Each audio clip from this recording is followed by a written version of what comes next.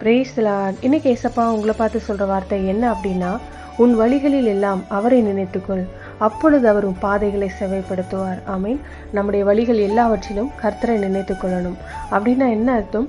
ஆண்டவரே, நீங்க என் கூட இருங்க, என்னை நடத்துங்க, எனக்கு உதவி செய்யுங்க, வழி நடத்துங்கன்னு அவரை சார்ந்து கொள்வது. எப்பவுமே அவரை சார்ந்து கொள்வது, எப்பவும் அவரை நினைச்சு துதிப்பது, ஜெபிப்பது, என்ன செய்தாலும் ஃபர்ஸ்ட் அவருக்கு தெரியப்படுத்திட்டு செய்யறது. அப்படி நீங்க செய்யும்போது அவர் என்ன செய்வாரான்னு தெரியுமா? பாதைகளை செவ்வைப்படுத்தி வாய்க்க பண்ணுவார்.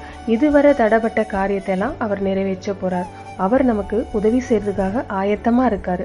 தினமும் நீங்க காலையில எழுந்த உடனே ஆண்டவர் சமூகத்தில் அமர்ந்து, இந்த நாளை காண செய்ததற்காக ஸ்தோத்திரம்பா, இந்த நாள்ல நான் செய்ய போற எல்லா காரியங்களையும் உமக்கு தெரியப்படுத்துறேன்னு சொல்லி நீங்க செய்ய போற காரியத்தை எல்லாம் அவர்கிட்ட சொல்லுங்க. இவங்க என்ன செய்யணும்ப்பா, எப்படி செய்யணும், எனக்கு ஆலோசனை கொடுங்க, என்னை நடத்துங்க, நீங்க தான் என் கூட இருந்து இந்த காரியங்கள் எல்லாவற்றையும் செய்து முடிக்க கிருபை தரணும்னு சொல்லி ஜெபம் பண்ணணும்.